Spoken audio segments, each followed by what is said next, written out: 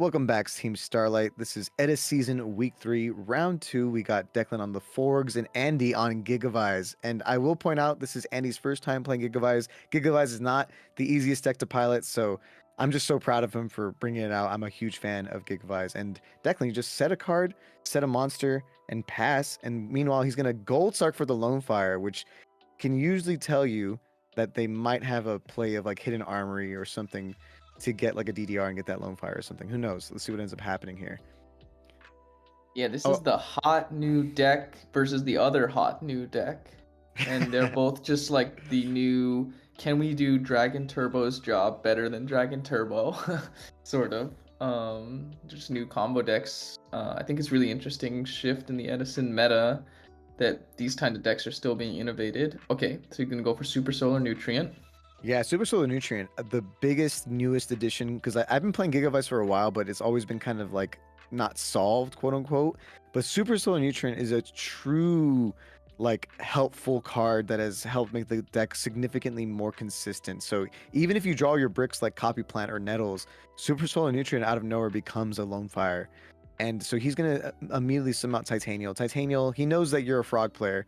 Titanial is usually kind of a really strong boss monster that for you to deal with, right? Yeah, Titanial, very strong against frogs. Usually you do need a second plant on board, which is why I think we're seeing Andy go all in here. He's going to go for the DDR, get Dandelion, just so that he has some, protection for the Titanial. The only thing I don't like about this play is he's negged himself so beyond belief, so it's like, if I can Yeah. out the Titanial, he's almost certainly out of the game. Yeah, I definitely agree with that. Like, I think actually what he should have, I didn't know he had DDR, right? I actually almost think it's like better to just go for that DDR play because he did have the Super Solar Nutrient like follow up, if the back row was anything. I think he should have went for the DDR play into Giga and actually start just trying to like wombo combo off. Because Mm. there's actually a chance he actually could have OTK'd there. There's like that's the craziest part. Like your back row is reckless. I obviously didn't know that, but you can OTK through like just a set dupe with like Black Rose Dragon and stuff. And that's the type of stuff that like you kind of have to play this deck a lot to realize. But I think given what I saw what his hand was, a Super Soul Nutrient, I think there was a line. Wow, that's crazy. like, I will spoil that I had gores, so it definitely wouldn't have been.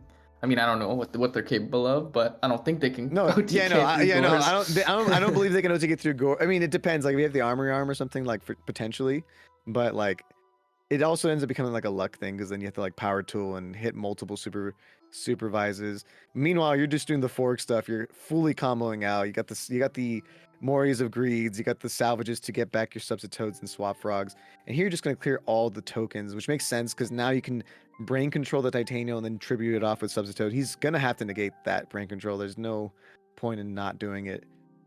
Yeah, and I knew he was gonna negate it, but my point was just let's get this Titania off the field. He's gonna have one card in hand. I'm gonna have basically I don't even know. I think I have like 7 cards total. Yeah, yeah. So this one's just tough to come back from. What's this deck called? Gigavise being a combo deck. It's a combo deck because you need multiple cards. So if you're ever in a situation where you're like top decking like this, there's only a few cards that like really will be able to like kind of combat this kind of a board. Yeah, it's just like I think the general play of gold sucking for Lone Fire and then DDRing for it is good if you know you're gonna go for like a huge combo. But if you don't got the Supervive, if you don't have the Supervise and you don't have like a true way to work with it, it's almost better just to pass a couple turns. Like maybe you'll get Yeah. OTK'd, which does happen, but like you could have, if you saw, you could have just ended on like Titanial swing over the Treeborn and just like let's call it a day, right? Like he didn't have to go all in on negging to go for that, but in his head, like Titania with Danny is usually enough, it's usually enough, but this is not a standard like tribute for Caius type deck though. This is a full on I'm gonna spam out my field, make synchros, and just like win on the spot kind of deck. Yeah, so here I think I was thinking, can I like not necessarily go for game, but start to put a lot of pressure on, but I realized I don't really actually have a way to pressure Andy strongly. I can't draw for 2 turns, so he actually does have some time to draw into like combo pieces because I'm not really putting a lot of damage on board. Oh, here he goes. He draws the Mark of the Rose. I think he said it Hidden Armory. So he could do some really cool plays here with the Mark of the Rose stealing the dupe, doing other stuff. But he's just gonna pass. MST's gonna hit. Oh, it's a Phoenix Wing Blast actually, pitching the Giga Plant. Probably gonna end up targeting a dupe, maybe even the flip. It doesn't really matter that much ultimately here, but we'll see what he chooses. I feel like given the fact that you're trying to go in here, you might have a way to go for game at this point. Yeah, I think I was just trying to put some pressure on because I was like, I don't like that he's just drawing cards, you know? I'm like giving him time to come back into the game, so I'm like, I think I actually should have gone for this earlier and like end phase sniped his back row, but again, I'm new against this deck, and Yeah. I wanted to like save the MST for like, you know, what's that card, like Miracle Fertilizer or something, but then I'm realizing, okay, I'm scared of like zombies in the closet or something or whatever the phrase is. Like I just need to start playing the game and doing Yeah. damage. So like, yeah. No, and that's like 100% my recommendation to all players that if you're afraid of Gigavise, like you're like if they get the combo, they get the combo, right? If they don't get the combo, swing in for damage. Like right now right here, he's got the combo. It's gonna be less of a super crazy combo because he did use Miracle Fertilizer, so he cannot normal summon, but he could be making some really cool stuff here. So, oh my god! So right off the bat, I almost wish I could pause. He 100% should have got Copy Plant here because you can Black Rose the field and make it miss and make the dupes miss timing The and get copy plant's in his grave. Can he do that? yeah he can. Oh Because wow. yeah, so he basically could have just summoned the Copy Plant from grave, not the Lone Fire, right? And then made Black Rose Oh, I see what you're saying. nuke the entire board, but because it's chainlink 2, it's chainlink 1 Supervise, chainlink 2 Black Rose Dragon, makes your entire thing miss timing, and then you still have a Giga Plant. So Wow, yeah, like that would have been really yeah, good. oh that's like low key, it's like one of the things that like a lot of Gigavise players know about, but like that would have been the way to clear the board there, and you still have the Mark of the Rose for later, you know? And now you still get your Dupe Frog effects, so you're like kind of happy about it, right? Oh, and I think here we messed up. Like, I got the Red Dragon's effect confused for a minute, but we're gonna get it sorted out where he's gonna be able to. It's gonna pop the dupe he controls in the end phase, but pop Yeah. all my cards right after the battle. Yeah. That makes sense, but yeah, you have the Potter Avarice. You have a lot of ways to still come back here pretty handedly. But yeah, I think like had you went for that Black Rose play instead, your hand would have been a lot weaker. Your obviously Potter Avarice is still great, but you would have like 2 less cards, you know? And he wouldn't have had to use the mark, so he Yeah, would have exactly. like a card more, and yeah, so again, I didn't see that play either, so alas, it's just like comes with the territory of It's not it's knowing it's the literally deck. why I'm here. It's literally why I'm here for this replay, just to showcase like I love this deck and I do know some of the lines. And it's gonna happen. A lot of people are gonna be really hyped about a new deck, but it takes like 5,000 plus DB hours like your boy has, like just just to play this stupid deck. And now you're gonna go for the Armory Arm OTK here because Yeah, the moment you leave anything with like 24 or actually I think it's what like 1900 or more attack because you don't have any warriors, like correct. it's just GG's and you have plenty of life to sustain it. So yeah, that's rough, but you know, sometimes that's how the cookie crumbles. We love seeing 2 combo decks, both of them going off in their own respective ways, and that is the Colossal Fighter, Armory Arm OTK. Now we got game 2. Let's see what happens with Andy going first this time around.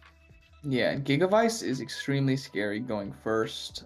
If you don't have Crow, you basically just can't interrupt them, and their combos are very, very scary. So let's see if Andy's got the combo. Yeah, he's hidden armories. Mills a Soul Exchange. Soul Exchange is definitely a really solid card to have in the side for Gigavise. It outs a lot of the problem cards, Vanity's Fiend, Fossil Dynas, and you can side in your own tribute monsters. Like people have cited Mobius and Vanity's Fiends of their own, but it's also just good to just summon your Gigaplant and just see what you can do from there, you know? Morio Greed comes out here, you're getting rid of those dupe bricks and that Death Frog brick, which is great for you. Yeah, so unfortunately, no Lone Fire Supervised combo for Andy. But I think I opened up, if I remember, pretty slow. Yeah, just summoning swap, sending Treeborn. Yeah, I think all I saw was a swap and a like Fishborg in your hand. Yeah, that makes sense. And you probably set like a mirror force, I would assume, or I'm not even sure what you set. Yeah, I forget. And Andy's gonna. I think he's still, yeah, not quite there with the combo pieces. He's just gonna set. I saw that one for sure. It was Phoenix Wing, Wind Blast. Yeah, which can be pretty clutch here because that's sometimes all you need is just to get rid of that one or two back rows that they have, and it's going to be able to do it. But now you're going to swap send what I assume to be a substitute because if you draw salvage, now your salvages are stupid live. And I wonder, you're just going to swing? Yep. A little bit itty bitty damage. Unfortunately, can't do more than that because your hand is, yeah, you drew that dupe again. Not ideal, but not the worst at the same time.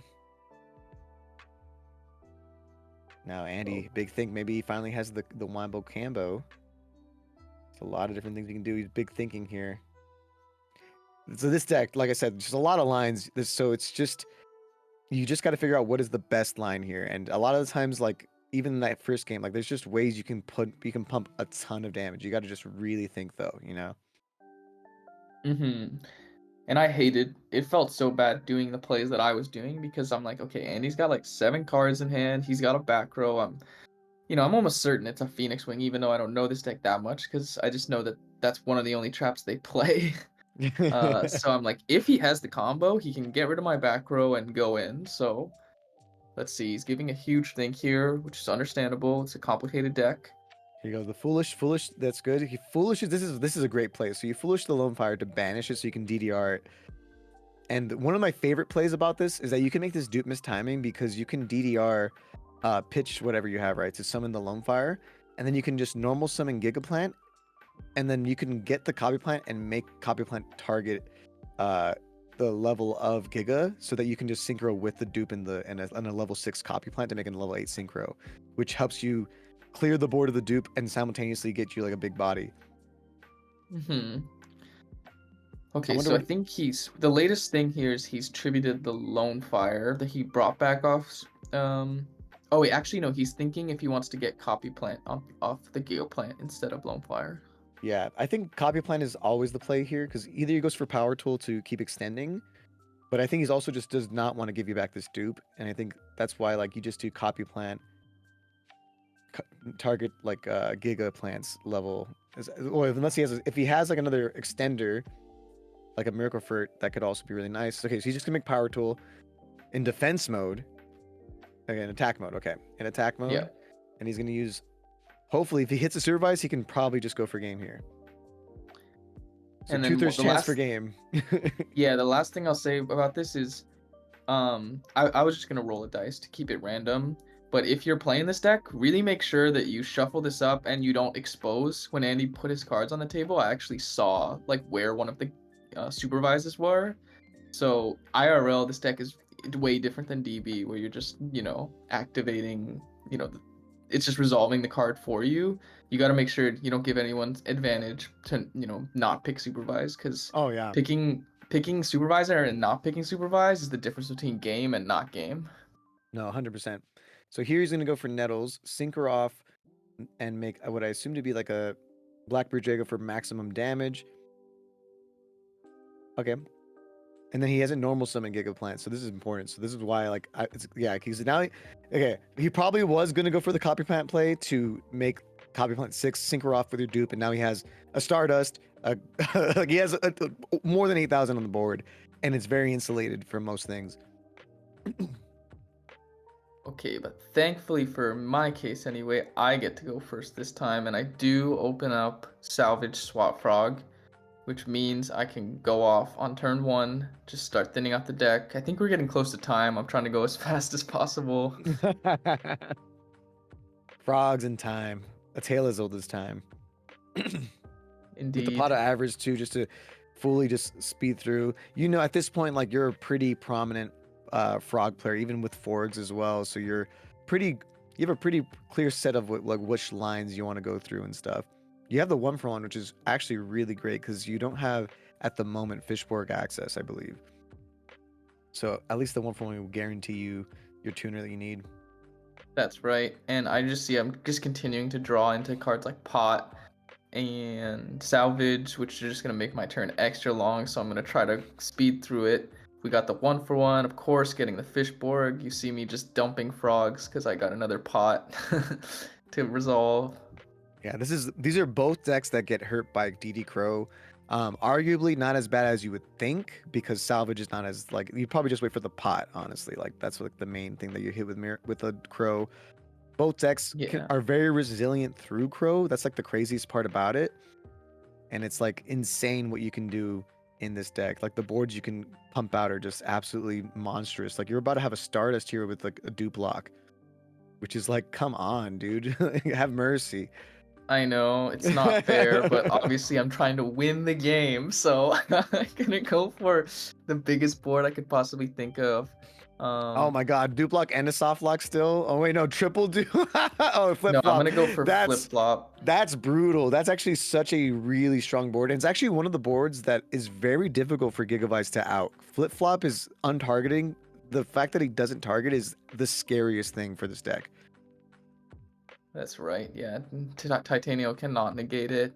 Andy looks like he either opened up slow or just doesn't have a way to out this board with the combo, so he just sets 2. Figuring at least one of those has to be a Wing Blast, because again, Gigavise plays probably like 7 traps maximum.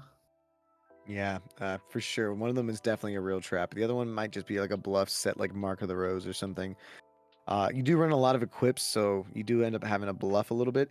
Here you're just going to substitute. You salvage back your substitutes. QCRs, so sexy, so beautiful.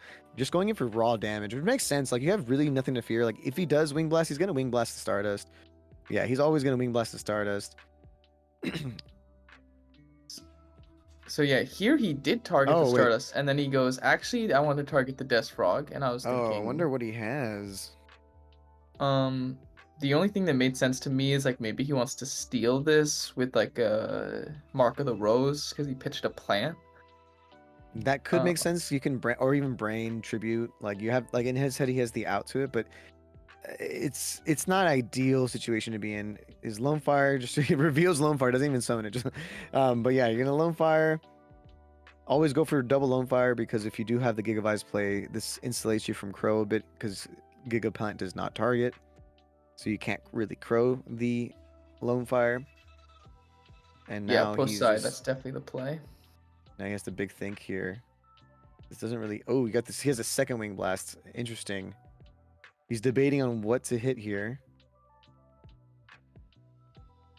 He's going to Wing Blast one of the Dupe Frogs. Swing into the other Dupe Frog.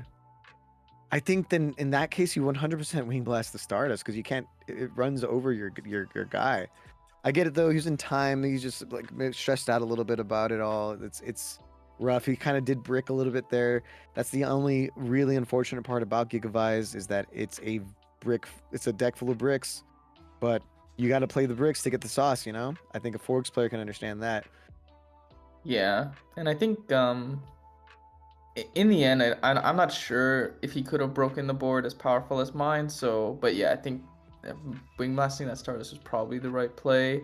But you can see here, I've got plenty of cards in hand, and I'm just gonna go for the Colossal Army on play because he left Gigaplant in attack mode, and he's seen this too many times. He's not gonna let me put it on board. He's gonna scoop it up. GG's to Forgs. One combo deck beating the other.